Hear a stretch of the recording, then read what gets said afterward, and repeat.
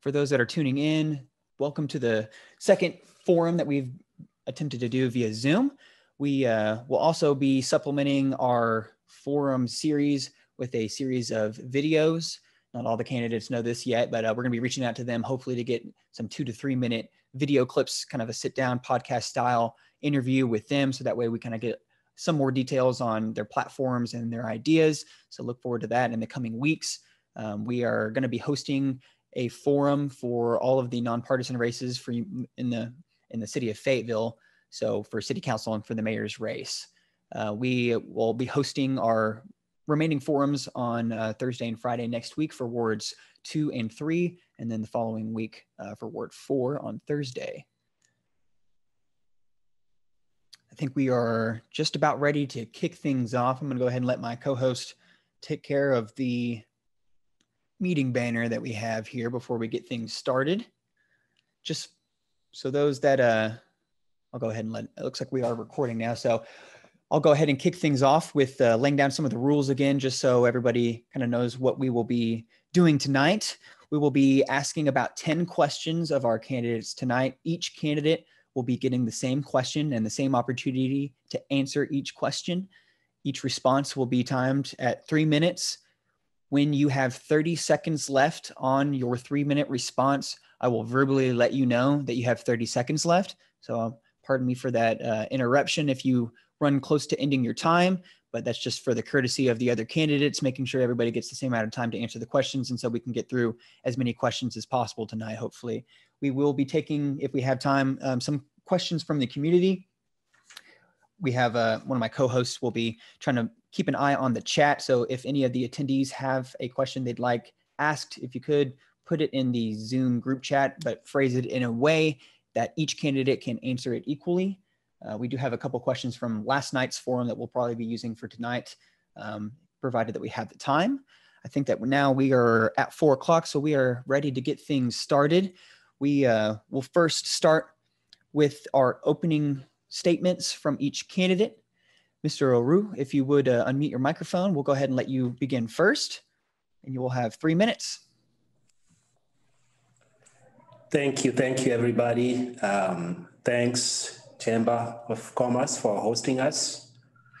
It is best time to have this kind of forum whereby we can give our views and our stand on what we are running on. Probably most of you are going to ask, why did I decide to run? Because, I mean, not everybody wants to put themselves into public service or this kind of setting. So about 1 year ago, I talked to my wife and my kids, and I was like, I need to participate in public service. As you can hear my accent, I was born in Kenya, moved to the US in '95, went to school. I'm an occupational therapist by training. Moved to Fayetteville in '99, actually lived in Ward 1 for 2 years, moved to Springdale, then moved back to Ward 1 in 2016. My kids have gone to school in Fayetteville. They are both in college, 23-year-old daughter, and I have a 21-year-old son. My wife went to college, UMS. She's a nurse practitioner in the area. So what I'm trying to say is I am very blessed having lived this time in Fayetteville. So I was deciding to figure out how can I pay back, you know? So I decided, talk to my wife and my kids, and they said, just run for city council. Then here I come. Another thing that made me want to run, when you look around what's going around in the country, you see cities in chaos. Everywhere, it's just chaos. And what I realized is that most decisions that affect each and every one of us are normally made in the local level. 30 seconds. So I decided that I have to run and make a difference. And here I come. Thank you very much. Thank you, sir. Mr. Pettigrew, if you'll now go ahead and unmute yourself, we'll let you do your 3-minute opening statement. Thank you, sir. My name's Tanner Pettigrew, and I'm extremely excited to be here. I definitely want to thank the Chamber for having us, and I want to thank all the residents watching now. I truly believe enacting change in government starts from the local level, as already mentioned, and I think we're already making progress on that right now, so I do appreciate everyone. But I grew up in Farmington. I was born at the Old Washington Regional on College, and to be honest with you, when I left high school, I never thought I'd move back to the area, but went off to school a few years in the workforce, and my wife and I were expecting our second child, and we decided it's probably time to come back home, closer to family. It's what we knew, but we knew when we moved back, it was extremely important where we picked to raise our children. And, you know, when South Fayetteville came up, it wasn't really an area that I went to a lot as a kid. I mean, we used to have field trips to Wilson Park, not to Walker Park. And so when we decided where we wanted to move, we wanted to make sure it was an inclusive and diverse area. We didn't want it to be cookie cutter. We wanted our children to grow up to be well-rounded individuals. And thankfully, that's where we found Ward 1 and where we've been the past 4 years. But when I first came, it was a little bit rough. It took me a long time to find a good job, even a longer time to find an affordable rental for my family. And I don't think that's an uncommon story. I think a lot of people that want to move to Fayetteville, that happens to that. And I think current residents struggle with that. Because when it comes to my campaign and platform, I really draw inspiration from what I want my children to grow up in. And that's where I get the Healthy Ward 1 platform. Because I don't want the residents of Ward 1 just to survive or to live paycheck to paycheck. I want them to thrive and to bring in more people and to grow all sorts of Ward 1. Because under that platform, there's 4 pillars for myself. We've got affordable housing, equality, economic development, and healthy neighborhoods. And I'm excited to talk about all those and to answer any questions. And I appreciate your time. Thank you. Thank you, sir. Mr. Jones, we'll now go to you for your 3-minute opening statement. So unfortunately, it looks like Mr. Jones's bandwidth was having some difficulties there, so it was making it a little bit difficult to understand his statement. While we let him get that figured out, I think we're going to allow him the opportunity to give his opening statements. If his internet continues to give him some issues, we may go ahead and do one of those video spots that we were talking about with Mr. Jones on his own. Apologies to the other candidates if we try and make those amends to him to give him the opportunity to answer these questions as well. Mr. Jones, I apologize if you're having some difficulties with your technology. We will be giving you the opportunity to film your responses to these questions as well. So please let us know if you are able to fix your bandwidth. I can see here that it's still unfortunately low. So in the meantime, I think we'll go ahead and start with the other questions. Mr. Jones, we have these questions written down, and so we can ask you these and get them filmed. So that way we can upload them along with the other responses that we'll get tonight on Monday. So I think we'll go ahead and continue on with the forum, asking Mr. Oroo and Mr. Pettigrew the questions that we have. And Mr. Jones, we'll find a time to sit down with you one-on-one and film your responses for that and get them uploaded. So that way everyone has the same opportunity, and then we'll just work those responses from Mr. Jones in to the video that we're taking here tonight. So apologies for that. That's part of working with the technology in the 21st century. And so all we can really do is just continue on. So unfortunately, we'll go ahead and start to ask the questions of the other candidates. Mr. Jones, if you do end up getting things fixed, we'll allow you to participate, but please know that we're going to take all measures to make sure we get your responses recorded and included in the video. So thank you for attempting to participate tonight. Hi, Mr. Jones. Thank you for joining me here today. My name's Taylor Shelton, and we are doing a recap of our forum questions with you. Thank you for taking the time out of your day to come and meet with us. To get things started, we're going to let you do a 3-minute opening statement if you would like to go ahead and get started. Well, Taylor, thank you so much for giving me another opportunity to share my thoughts as it relates to the reason that I'm running for City Council. I moved here in Fayetteville in 2006, moving from Northeast Arkansas. And in Northeast Arkansas, I served as a member of the Joyner City Council and worked in the public school system. Of course, all of that is, many of you or most of you probably know that. My entire life has been rooted in working to improve the quality of life for others, whether that's been education,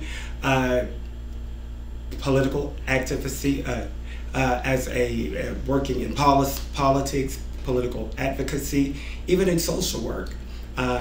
I have been committed to improving the quality of life. And I do believe that that is one of the functions of a good leader. Highly effective leaders adopt a people-first culture. And I do believe that as a city council member, because my unwavering commitment to improving the quality of life for all people, that is the primary reason that I'm running. And so since 2012, I've worked throughout Fayetteville and Northwest Arkansas, working on various boards and commissions, nonprofits, including more recently, Mayor Jordan appointed me as chair of his African American Advisory Council, former chair of the Fayetteville Civil Rights Commission, and more recently, again, serving as secretary of the Fayetteville Civil Service Commission. So I'm familiar. I have a pulse as it relates to the needs of Fayetteville, how to get there, and the need to usher in equity. I do believe that compassion is at the core of who we are here in Fayetteville. However, I do believe that equity will certainly assist us as it relates to getting there and being a place where all people can take pride and call home. And so that's one of the many reasons. Those are a few of the many reasons that I'm running for City Council. And not only that, the reasons that I've served on various city boards and commissions and nonprofit organizations. We'll go ahead and go to our first question. This will allow the candidates to kind of expand a bit on their initial opening statement, and that is, why did you decide to run for office? Mr. Pettigrew, we'll start with you. Thank you. To kind of go off my opening statement a little bit, it really boils down to my children and where I want them to grow up in. It was last year I got a little bit involved with City Council with some development issues, and I was a little bit turned off about how my questions and concerns were being taken by the City Council. To be honest, I really think too many times the City Council votes 8-0. They already have their vote when they walk in the door, and no matter what the constituent says, it doesn't necessarily change their mind. And to me, I want a City Council member that is looking at both sides of the issue, listening to their residents, and then making a decision based off facts. And I just didn't feel like I had that sort of representation. And so that's definitely why I'm here today. I want to bring that to the community, and I want to make sure that I'm not here to say that Fayetteville's done anything bad. I love what they've done. Again, the reason why I live here and work here is because of how much I'm in love with it. And I really just want to pour gasoline on the fire and grow Fayetteville in every other way possible. Thank you. Thank you.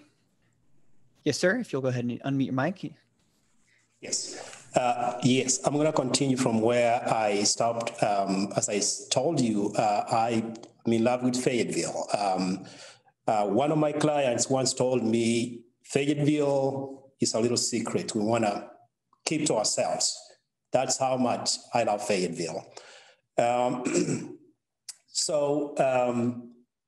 Before I decided to run for City Council, I told myself, I know I do not have civic experience, and I don't want to pat myself and try to sound like I've done this, I've done that. So I went around Fayetteville from place to place. I went to Drakefield Airport. I went to various subdivisions. I know what is going right in Ward 1, and I know what ails Ward 1.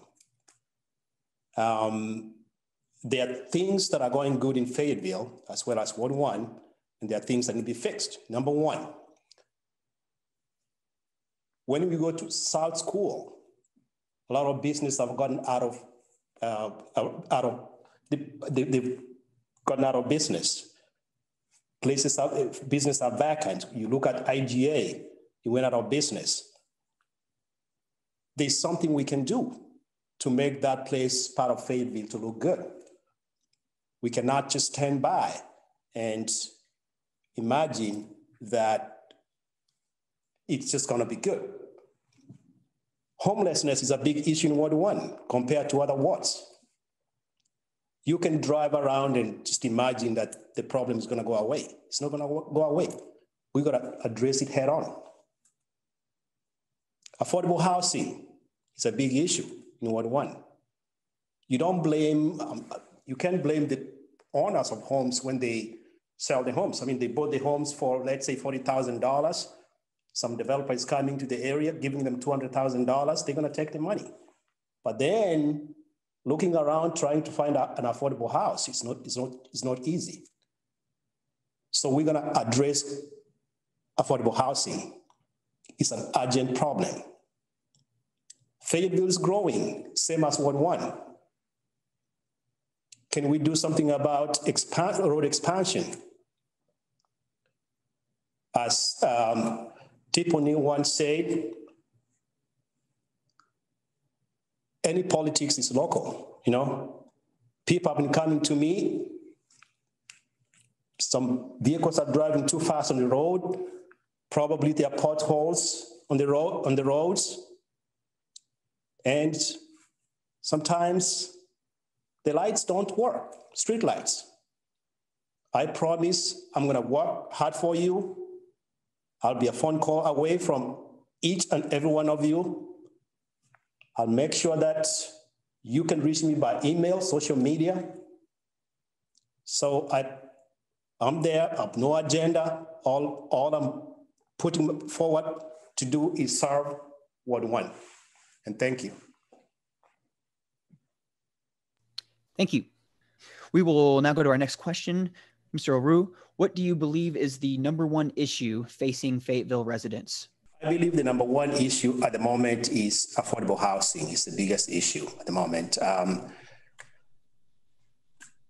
Especially, I'm talking about especially Ward 1. I mean, I'm not sure what other wards are facing, but I believe in Ward 1, the biggest issue we have is affordable housing. And there's a way we can do it. I mean, I know I've gone through Fayetteville 2040 plan. I know that is one issue that is talked about. So I'm proposing, and I'm sure probably the city is looking at it too, except they're not really going fast enough. I'm proposing zoning, especially South Fayetteville. You go South 15th Street, we have enough land there where we can zone for affordable housing, probably 3-bedroom homes.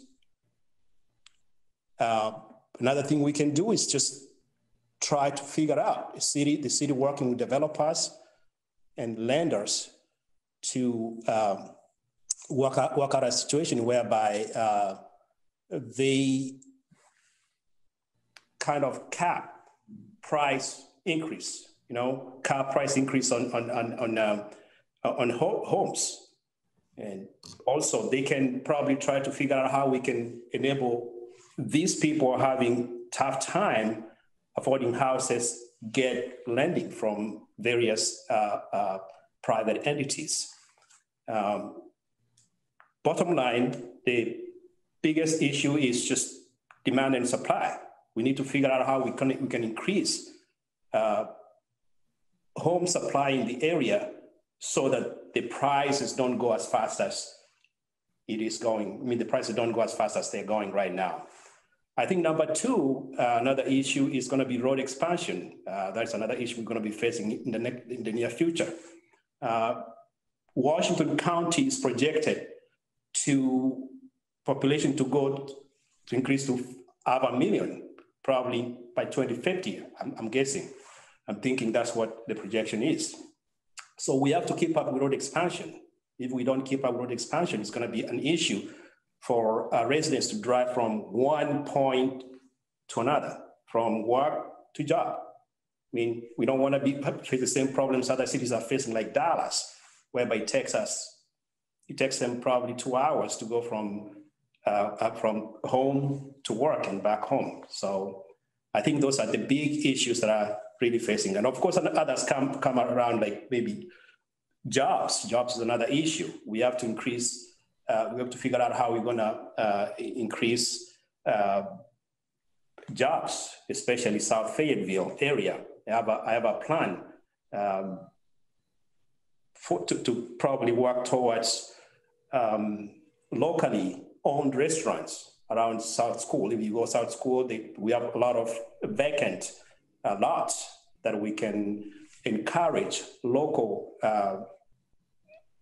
people, local residents, to kind of bring in locally, local restaurants, so that at least people in that area have jobs, especially the younger people. They get jobs.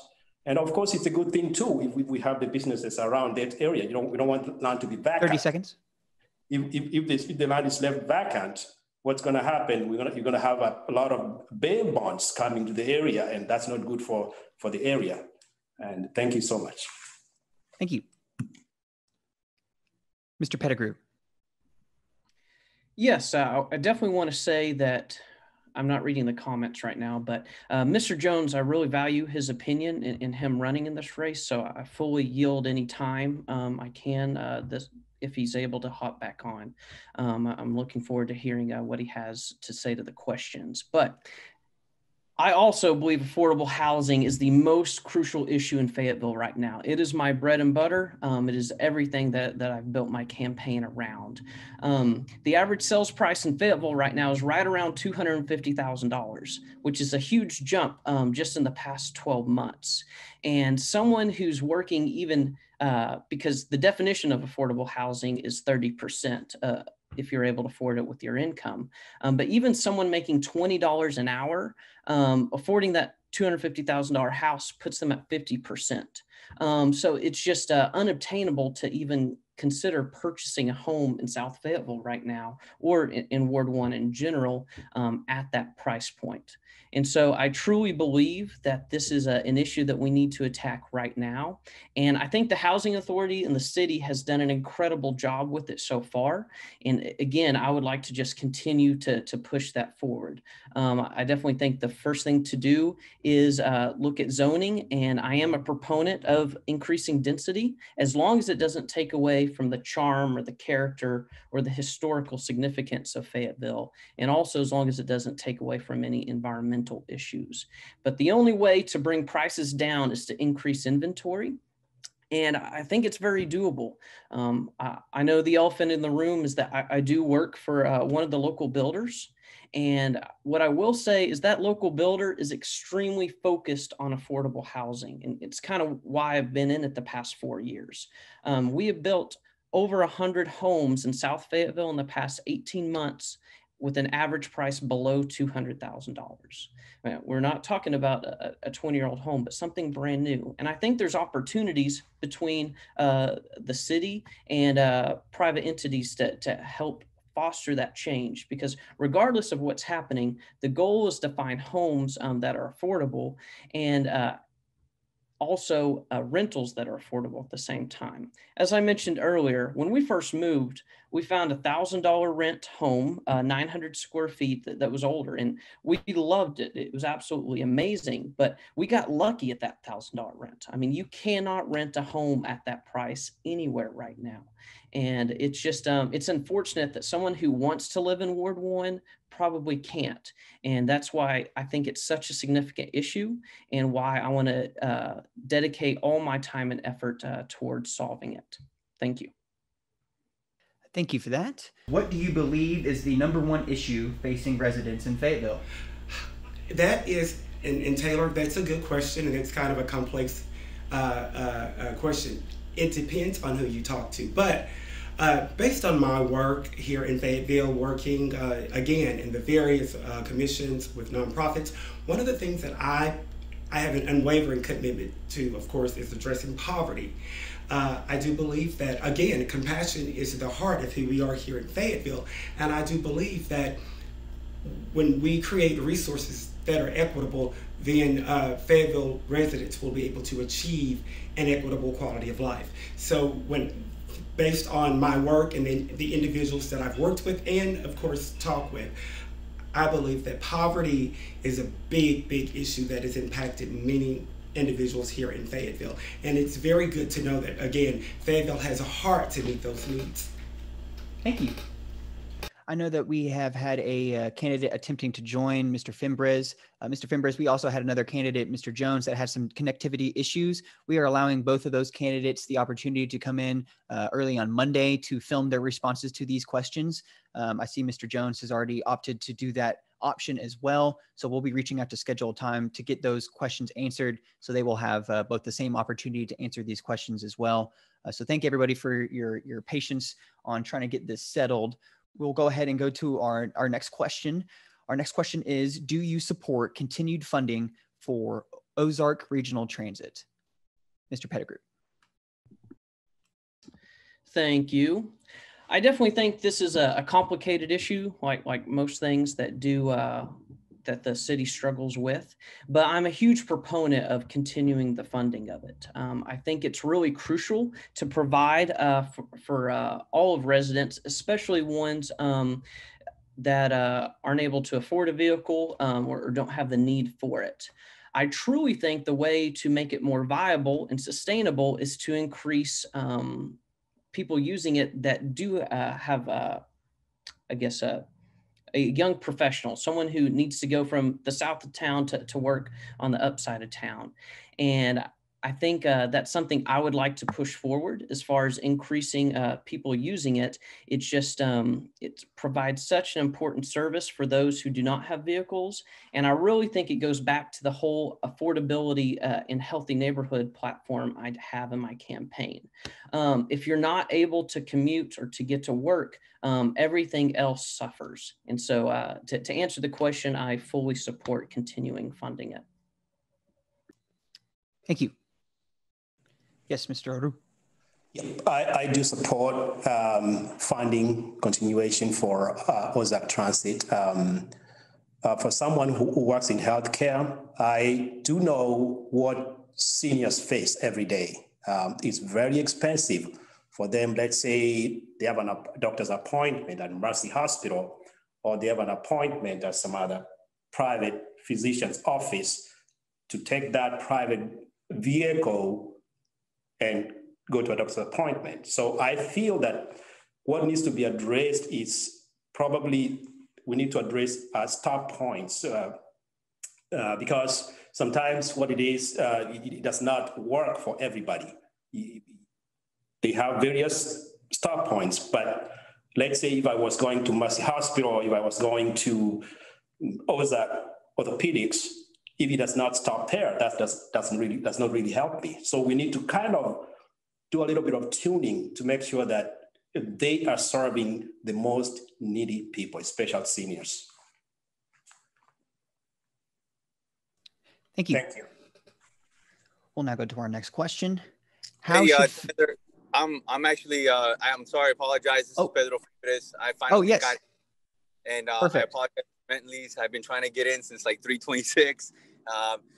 just to follow up on that conversation, I do support the regional transit. The only issue I have is I think it's kind of similar to what Tanner was saying, is that we need to find viable ways to pay for it. As we spoke earlier, I know that they allotted for a $500,000 budget, but they actually asked for additional $750,000 or $715,000 of spending additional to the cost that they had originally previously budgeted for it.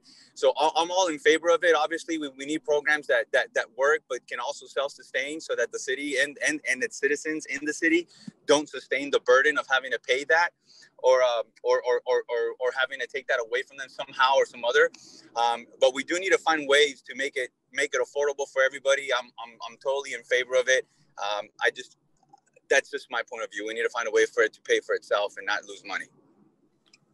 Thank you. And Mr. Fimbres, I don't know if you want to take the opportunity to go ahead and make an opening statement if you wish. We will allow you the time to make a 3-minute opening statement if you want to introduce yourself to the residents. Yeah, sure, absolutely. I don't know. I'll take the whole 3 minutes. I apologize to everybody that I'm joining in a little bit late. I've been trying to join in since earlier.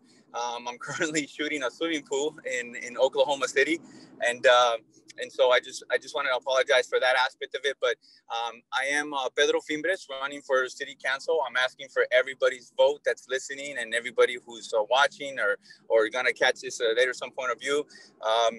I am running on a platform where I want to make a difference in city council. I don't know what's going on in city council and what triggers them to vote the way they've been voting. But I'm asking for your vote to put me in there so that I can understand how everything works. And I want to work for everybody. I'm not a politician. I'm not versed on everything that the city does. I've built a career in concrete. I've built a career in being a husband for the last 22 years, being a father, and etc. And it's my time right now to be able to be involved, and I want everybody to know that I'm going to give it my full effort in moving forward, and I'm willing to answer any questions that are being put before me. Well, we'll go ahead and I'll allow you to expand a little bit and answer one of the previous questions. What do you believe is the #1 issue facing Fayetteville residents? And then we'll go on with our next questions. Oh, God. Well, Fayetteville's suffering from a lot of aspects of it, but I want to say our infrastructure in Fayetteville is not very good. Fayetteville residents are suffering with flooding zones, and people who live like where I live off Cato Springs roads and all those areas. We catch a lot of floods. We catch a lot of street problems. We have a lot of homeless issues. We also have problems with buying property at a cheaper rate. Fayetteville is increasing their property rates, but it's not as prevalent as far as easy to buy a house in Fayetteville. The Affordable Care Act and the affordable housing has to be an issue that we address. I would say those are probably the most things that are impacting. Obviously, we want to fund the police. We want to fund SRO programs. We want to protect our kids. We want to protect our community. We want to protect our citizens. We stand behind the law and order. And so we want to support programs that are going to help our community continue to grow. We don't want to put ourselves in a downward spiral from here. Thank you. Next question from the forum. Do you support continued funding for Ozark Regional Transit? Absolutely. I can't imagine where Fayetteville would be without the transit. It has helped individuals and families on so many levels. And I do believe, again, we talk about accessibility. In order for individuals to meet their daily needs, having access to transportation, whether it's to work, whether it's to U of A, whether it's to the mall, that's very important, and that's something that we certainly cannot take from. We have to continue to make that an equitable resource for all people. Absolutely. Thank you. Sorry, I was muted there. Thank you for that. We'll now go to our next question. How should Fayetteville prepare its workforce in the 21st century? Mr. Oyioka. That is a very good question. Fayetteville, like another city in the modern world, has to prepare its citizens for service industry. I've been thinking about this quite a bit. The last time I drove with a friend of mine who started this technology center, South Fayetteville, which is a very good company in the area that most people don't know about. What it does, it brings these professionals, especially people who've gone to school, have technology know-how, brings them in, acts as an incubator, kind of trains them, gives them facilities to do their lab work. They come up with a product. Once they come up with the product, they start the company. Once the company gets to a point whereby it's on its own, then they let them go. So the technology center is doing a very wonderful job. So we need to train our kids for more kind of that kind of area, technology kind of centered areas. And also another thing that I feel that we are not really working on very well, that other cities, let's say Bentonville and Springdale are doing very well. We kind of need to have mid-level colleges, and NTI or community college. We need a branch in South Fayetteville. It's not going to be that everybody goes to a four-year college. There's some kids that don't have that patience to go through a four-year college. So we need to make sure that we have college that caters for those people who can take only two-year colleges, two-year training, or maybe one-year training to do, let's say, like computer programming. Computer programming is a big issue. It's a program. People make $60,000 a year, or doing their private business, or maybe working for these other companies. So I'm proposing, because I know the Technology Center South Fayetteville has some classes. They have some rooms we can partner with, let's say 30 seconds. NTI or the community college. We start a college whereby we can train our young men and women for those kind of courses. Also, I also say some of the homeless people, we can train them for maybe 6 months, provide them 6 months training opportunities whereby they can probably have some know-how, let's say mechanics or maybe electronics. Thank you. Thank you. Mr. Pettigrew. Yes, I definitely think that's one small bright spot of COVID is forcing everyone, especially the workforce, to be a little bit more technologically advanced. I think it's incredible to think of things that we used to need every single day and to find out that we can actually still perform our jobs even at a better rate, working more on the digital side of things. I agree. I think vocational schools can definitely help with that. And the stronghold of Fayetteville is definitely the university.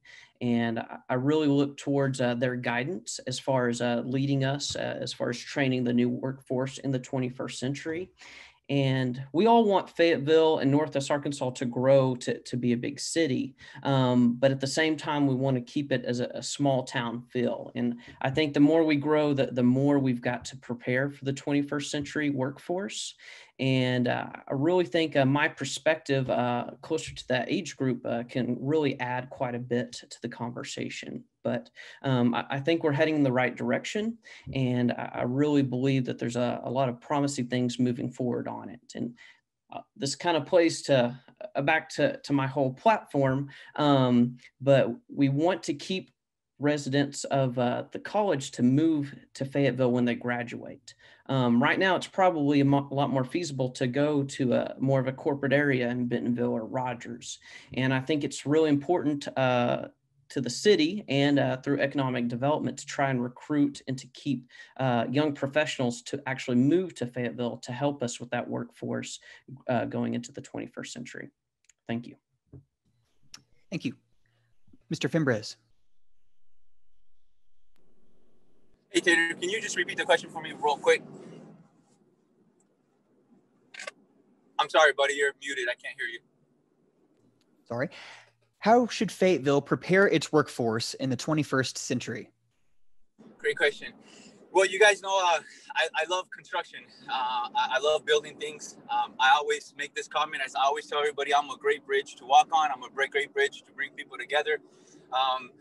As we prepare for the 21st century, I think we need to prepare for the years to come, not for 2050 or 2060 or 2070. I think that we need to sit down with all the bright minds in Fayetteville, people, investors, bankers, anybody who has any interest of seeing Fayetteville grow and develop where it needs to be. We sit down with everybody. We talk to all the smarter people who are smarter than us, and we make the right choice as city council members to help Fayetteville grow. Lessen any regulations that hinder some of those people from building or investing in our properties or in our communities, and helping other businesses come in and offer incentives to other businesses as they come in and help develop the city of Fayetteville, because obviously they're going to be invested with it. Another thing that we should do for these investors is to give them a platform, give them some kind of say so as to what goes on in the city of Fayetteville with what pertains to their business as well. We have to get everybody together to make the most sound decision. I'm okay with creating some programs, but if creating programs is going to cost money, we already have community colleges. We already have a lot of help. We have people who service the homeless, who service people all around us. There's a lot of good people in Fayetteville who have a deep heart and a deep appreciation for those who are in need.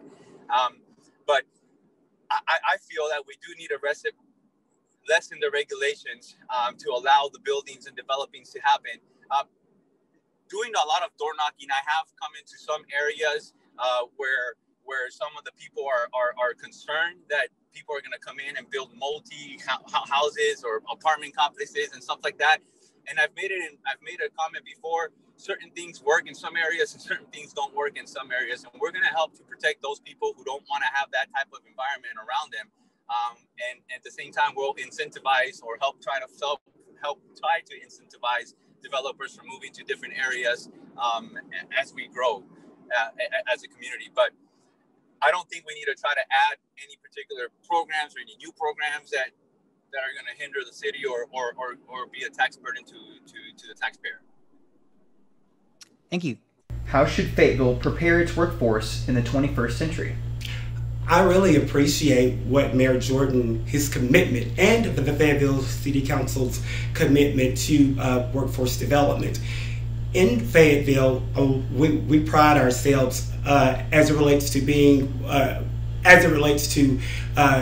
the University of Arkansas, and I'm a proud U of A alumni. But I do believe that in order for us to ensure equity, we have to look at, again, looking at community college and also technical schools. So I really appreciate the mayor's investment in workforce development and expanding small businesses and creating opportunities for entrepreneurship on a small business level. Thank you. We'll now go to our next question. Kind of in the same vein, we talked about preparing our workforce in the 21st century. Now the question is, how can Fayetteville attract more businesses to town? Mr. Fimbres, we'll start with you. Man, I'd love to see that. You know, we had Top Golf coming to our town. We missed them. We missed Crackle Barrel. We missed a lot of companies that went to our northern cities. Again, guys, we need to relook at everything again. Things that the city council or current city council, any issues, any no's, we need to relook at that and see if we can create some yeses out of that, and lessen the burden and the regulations that it takes for new development to come and build in our communities. Look, if we have new businesses and we have new developments, obviously it's going to create jobs. Obviously it's going to create a revenue and taxes. It's going to help our community grow.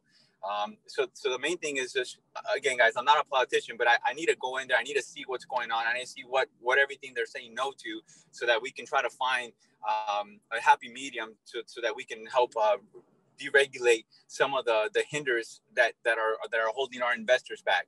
I'd like to know what's holding all of our $1 million investors. Like, guys, we got Walmart, we have Tyson, we have JB Hunt, we've got money in Northwest Arkansas. And in talking to potentially our a candidate who's also running for mayor, Tom, he's got huge ideas to help develop the city of Fayetteville, and I'm excited to be part of all that. I want to see Fayetteville grow. We have a commodity in the Razorbacks that nobody else has, and I want to take advantage of that. A lot of other cities are taking advantage of that. We are on the SEC football. I mean, we are the SEC conference, and we are the cream of the crop. So let's take that ability. Let's invite travelers to come in and spend money, and let's increase the taxes for travelers and decrease the taxes for residents. Thank you. Mr. Oyioka? Yes. Fayetteville sits at a very strategic place in Northwest Arkansas. We are the big boy in Northwest Arkansas. So as Pedro said, I think we should be able to attract businesses to the area. But I know we are not doing that bad, you know. Besides business, we also have to look at the environmental aspect of it. I'll say that business is good, and but we do not want to kind of impact our kind of way of life. We want to make sure that we maintain economic viability, and at the same time maintain our environmental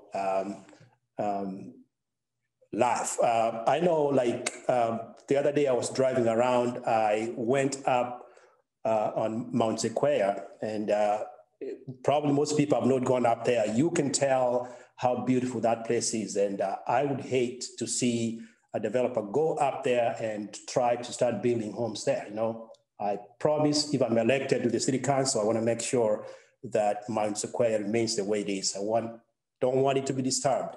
But business, we gotta look at the books and make sure that if there are any laws or ordinances that are affecting businesses from moving to the area, that is addressed. Of course, affordable housing is another issue. We want to make sure that is another thing that we don't want our residents to be impacted, whereby they move out of the area, going to Farmington, going to Harrison. So we want to keep communities together. But business is very important. We want our young men and women to have jobs. So we need to relook at the laws and regulations that are impacting businesses from moving to the area. Thank you. Thank you. Hey, Tanner, if I could, I just want to interject real quick. And Oroo, I agree to some extent, but sir, we do not allow any kind of rebuttals, unfortunately. So you can defer to the next question if you have something you'd like to add. We're going to let Mr. Pettigrew answer the question. My apologies. Thank you, Taylor. This is something very important to me, and I really think it's important that we grow economically with the rest of the region. I feel like we're kidding ourselves at times if we think Fayetteville is the top dog of Northwest Arkansas. It was a while ago, but not necessarily anymore. It kind of comes back to, why would someone decide to move their family and grow it in Ward 1? And you know, if you wanted to be close to a Top Golf or the interstate or shopping, you know, you probably wouldn't pick Ward 1. And so I think it's very important that when we look at growing businesses in Fayetteville, that we look at doing it with the entire region, because if the entire region grows, we grow.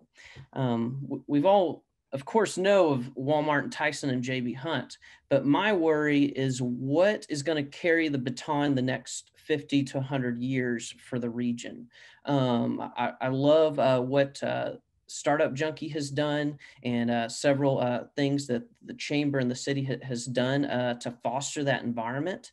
But to me, it would be I would want to focus on the startup aspect of things, because again, I really want someone to be able to say that they were born and raised in Fayetteville from a company perspective, and to grow and to be that next Fortune 500 company that we talk about. I really think in my work, we have a hard time finding skilled labor for kind of what we're looking for. And so to me, I think I can help bring a competitive advantage to finding those skilled laborers that the city of Fayetteville needs to help us grow in that specific area. Because if there's only a few options to choose from, we're probably not going to be picked when it compares to other cities, especially in the region. So it's extremely important to me. I want to continue to see Fayetteville to grow just like everyone else, but in a sustainable and a healthy way, because most of the state of Arkansas lives in poverty. I have family in every corner of the state, and they would be gushing if they had the issues that Fayetteville is dealing with right now. So I think we need to consider ourselves very thankful that we have these issues, because it's always good to grow, because if you're not, you're dying. Thank you. Thank you. How can Fayetteville attract more businesses to town? That's a really good question. And I do believe that Fayetteville, I would recommend that we continue to tell our story, what we have to offer, as it relates to being one of the best places in the country to live, who we are as a community of compassion. And I believe that, you know, in primarily working with the Chamber, collaborating with the Chamber and other organizations to create an effective marketing plan for long term. And that, because what I've noticed, we have a lot of individuals who are moving from Fayetteville to other cities, and I do believe that if we, due to the fact that we have great resources here, but combining those resources and working together to develop a strategy and a plan to attract the top talent and the top businesses, which of course will work to ensure an equitable economy. Thank you. We'll now go to our next question. Mr. Pettigrew, we'll start with you. What would your goals for your first year in office be, and what kind of projects should the city be undertaking? Well, something I definitely want to address up front is I've heard the term homelessness used several times, and I want everyone to know that to me, it's not a disease. It is something that someone is struggling with at this point, being homeless or being unsheltered. I really love what the Housing Authority has done so far to help address that issue, and I would again like to help with that. But the issue of people not having shelter is something that can be solved short term. My concern is back to the affordable housing aspect of it, the long term, because if we don't solve that, it's going to continue to be an issue as far as people not having places to live in. So I wanted to make sure that I got that out, and that's my viewpoint on that issue, because that's going to be very important to me the first year in office. I really think, as I mentioned earlier, that's the main issue facing Fayetteville. And if we don't attack it now, it can really hinder us later on in the future. And I also want to say Ward 1 is very vast. It blows my mind how diverse it is, from the edge of Farmington to South Fayetteville to the edge of Elkins. It's incredibly vast. So just know that if you are a resident of that ward, that I'm not just thinking of just South Fayetteville, I'm thinking of all areas of it, because that's what makes Fayetteville so great, that melting pot, that Fayetteville is love. Fayetteville is where you can go to grow your family in a diverse and inclusive area. And I know that doesn't directly address your question, but affordable housing, as I said, is my main issue, and that's what I would like to focus on in my first year. Thank you. Mr. Fimbres. Yes, on my first year, if I get elected to city council, I'd like to roll back and just take a look at everything that's been disapproved of, everything that wasn't zoned properly. I'd like to look at infrastructure that we have going on in the city. I know that we've taken over 71 business as far as the highway. On that right away, we've taken that over. I'd like to look at all the issues that we've got in line in order to help recalculate how we're going to help Fayetteville move forward into the 2021, 2022, and etc. One of the other things I'd love to do is Fayetteville in Ward 1. The way I see it is I don't what I decide and the things that Tanner or Oroo would decide for Ward 1 residents doesn't just reside with Ward 1 residents. It resides with all of Fayetteville. I'd love to see Fayetteville change the rules a little bit. And when the rules change, now all of Fayetteville can vote for the city candidates, not just a certain ward. I feel like in doing so, it hinders others from not being able to participate.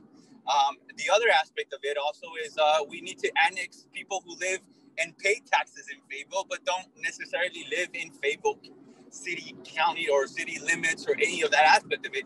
If you're paying Fayetteville city taxes, then you should have a say-so, and your vote should matter, and you need to be annexed into that situation.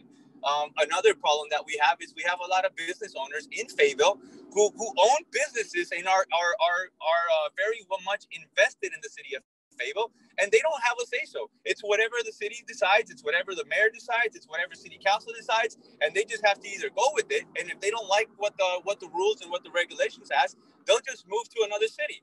Just like a lot of my friends who build homes and build houses, if they have too much trouble in Fayetteville, sometimes they'll build in another city. It's easier for them. So we need to sit back and really look at what's hindering our city from growth.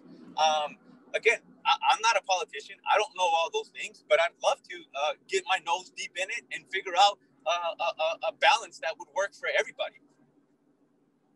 So those are the kind of things that I'm going to tackle as city council. Now, the other thing I really want to push for real quick, and I'll be a few seconds. Another thing I want to push forward is I want to push for 8-year term limits. I don't want a city council member sitting there for 20 years. If once your eight years are done, you're done. You can run for mayor, you can run for representative, you can run for anything else. But 8 years in your position and you're done. We need to allow new growth, new ideas, new people. We need to pass the baton to the next racer and let them run. There's no need for me to be a city council member for 12 years and then become a mayor for another 12 years. It's either 8 and 8 or nothing. So those are the kind of things that I'm going to be pushing. I don't want to have career politicians because obviously we get career politicians in office. Final thoughts?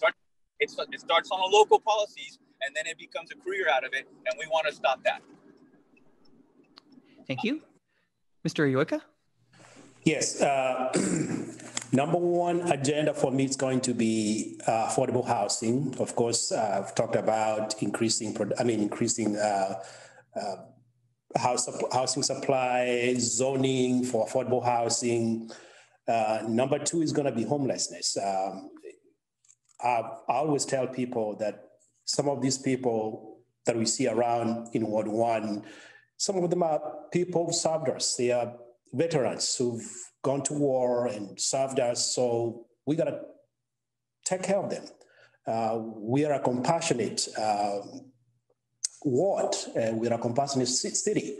We got to do something for them, and I propose rehabilitation and habilitation of those people. You know, we got to do something to make sure those people are trained to get to the job.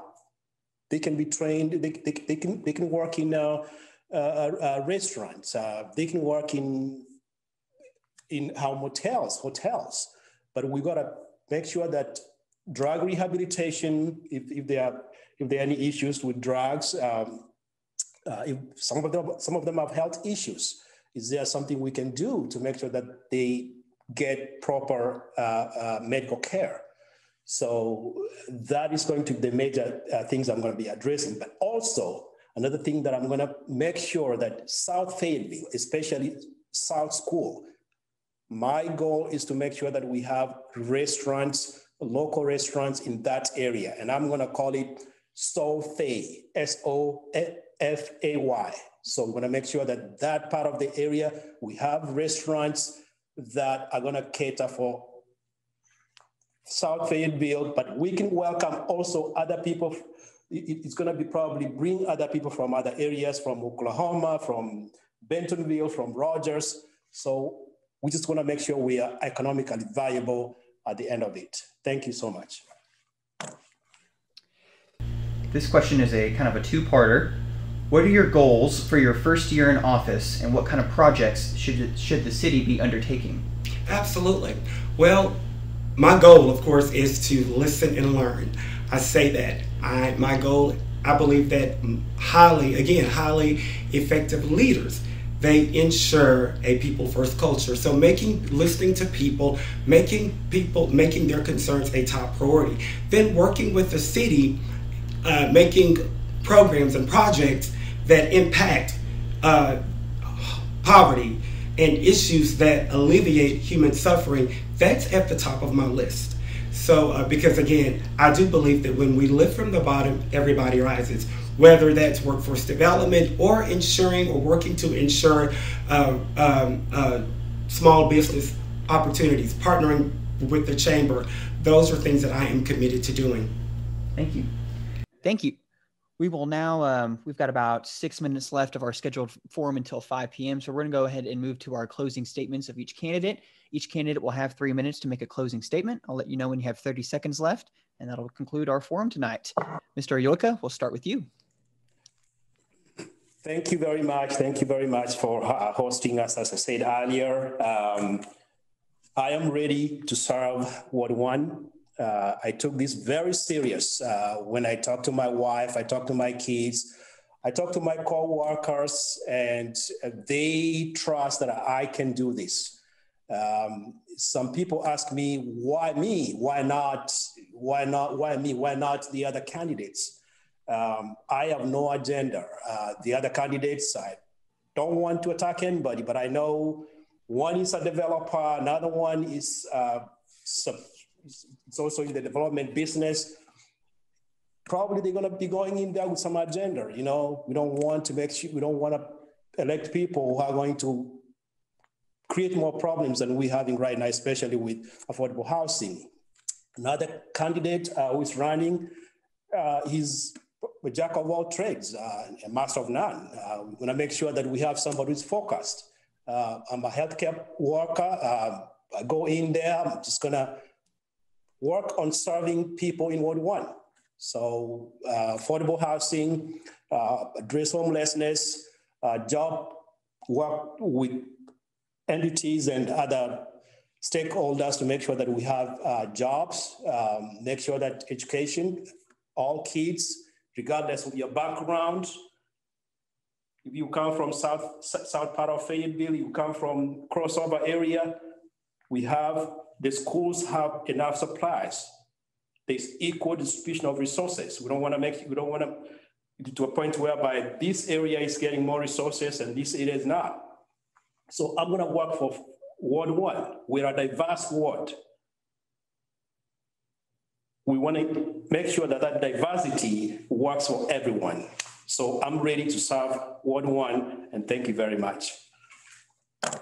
Thank you, sir, and we thank you for your time and participation in today's forum. Mr. Pettigrew, your closing statement. Thank you, sir. Yeah, I definitely want to say I do not have an agenda here besides serving the community and building an incredible culture for my children to grow up in. You do not run for city council just to get involved or just to find out what's happening in city council. You are going to serve and to lead at a high level because these are people's livelihoods. This affects us day in and day out, which is why I'm running. It has such an impact on us. Running for city council, it is not about being a king or having power or anything like that. This is going to take a lot of time from my family, a lot of effort, but I really think it's going to be beneficial to the community and everyone involved. I ask you to vote for me because I will not be basing votes off agendas or political standpoints. I can fully propose that I will be looking at both sides of the issue. I will be available. I will listen to you, and then I will make a decision based off fact. And as far as the availability concerned, tannerpettigrew.com, my email, my phone number, call me, text me, whatever you'd like. I would love to sit down and talk about it. But my whole reason here is because I love the city. The city is love. I love my family, and I love my fellow Ward 1 residents. I appreciate y'all's time. Thank you. Thank you, sir. And again, thank you for your time and participation in today's forum. We appreciate that. Mr. Fimbres, your 3-minute closing statement. Yes, I want to thank the city of Fayetteville, obviously, for letting me run. I want to thank all of you guys for putting this forum together. Tanner and Oroo, thank you for showing up. Listen, I'm not a jack of all trades by any means. I'm specific to concrete, and I love my concrete world, and I like staying in my lane. I don't try to do what I don't know how to do. I feel like this. I feel that a lot of people resonate with my attitude that we need somebody in office that thinks about things in a symptomatic form, that can intersect reason into what's going on. I'm not somebody who just picks a certain kind of people and not other kind of people. In my line of business, just like Tanner, we get along with everybody. We get along with traditional marriages, non-traditional marriages. We get along with any race or any ethnicity. We get along with them all. So I know how to communicate with everybody in South Fayetteville. Every door I knock is completely different. I've been knocking on doors for a long time. Been knocking on doors a lot. I don't just knock on a certain race, or I don't make an assumption if this house looks clean or if that house looks too dirty, or if this house looks rich, or if that house looks a certain way. I knock on them all. To me, it doesn't matter. I'm a people's person. I'm a very simple person. I'm a very reasonable person. 1 + 1 is 2. I don't try to overextend. I live within my means. I live in South Fayetteville off Cato Springs Road, so I understand what's going on in our community. I see it all the time. I'm a huge proponent of believing that the times dictate the people to run. In the book of Judges, God always rose a judge to run in certain times. So I feel like it's my time to run. I have the time, I have the energy, and I'm going to continue pushing forward. I want to be involved in city council, and I may not know everything that's going on. I want the city of South Fayetteville to understand that. I may not know everything that's going on city-wise, but once I get in there, just like I get involved with concrete, I get involved with pumping, I get involved in the construction, I get involved in developing, I get involved in relationships, I get involved in all these things that are going on. I'm going to be involved in this as well, which is why I made it a point to be on today. I didn't want to miss it, even though I was late. But I want to appreciate all of you for putting this together. Please vote for Pedro. Vote for me November 3rd. I am your candidate. I don't have an agenda. I'm not looking at, obviously, an 8-year term limit. I'm not looking in here to be in this thing forever. I do want to pass on the baton to somebody potentially brighter and younger than me when that time comes. But again, I'm at that age. My wife's at the age. Well, my kids are at the age. Both of my older kids go to FHS. My younger 2 kids go to Ramey. And so we have the time, we have the energy, and we are more than capable of assisting the people of Fayetteville. And all those things that everybody's talking about, we want to tackle that, right? But we can't be... Final thoughts? Thank you. We can't be the source that provides for everybody. I know that one of my opponents, DeAndre Jones, was running on. He said something about universal basic income. We're not going to run on a universal basic income. We don't want to give everybody a paycheck. Okay, we want to give everybody the willpower, the know-how to go fish, so they can fish their own fish. Whether they want to get 1 fish or they want to get 10, or if they want to stay there all night and grab 30. That's final perfect. Thoughts. So we want to push that forward, and being self-made is a very good thing, and I am self-made. Nobody's giving me anything. I've earned everything I have with the sweat on my forehead. And so I just want to let the city of Fayetteville know that I'm going to continue to work hard for their vote. I'm going to continue knocking on the doors, and I'm not going to stop sweating on my forehead for you guys. I'm going to be a voice that you all need, and I'm going to stand for the Fayetteville police, and I'm going to stand for the SRO programs, and I'm going to stand for law and order. Thank you, sir. Guys. Again, Taylor, thank you so very much. I really appreciate this opportunity. I have since 2012, I've worked again as an activist here in Fayetteville, numerous boards and commissions. And so when it's no doubt that my leadership skills, that, I'm familiar. And I think that when someone's running for office, that they should be familiar with Fayetteville. And because of my being familiar, I'm able to get results. And I think right now, Taylor, we're living in a time where it's crucial, and we need individuals who are able to hit the ground running on the first day. I don't know everything, but And I'll make a lot of mistakes, but I'm committed, I'm knowledgeable, I'm aware, I've developed the necessary partnerships in order to usher in a more equitable Fayetteville and bring that perspective that's needed to ensure that when we lift from the bottom, everybody rises. And so again, we need representatives who have the experience to help our residents face these tough times, because we're facing tough times. You know, it's no doubt that we're facing tough times nationally, on the state level, and here in Fayetteville.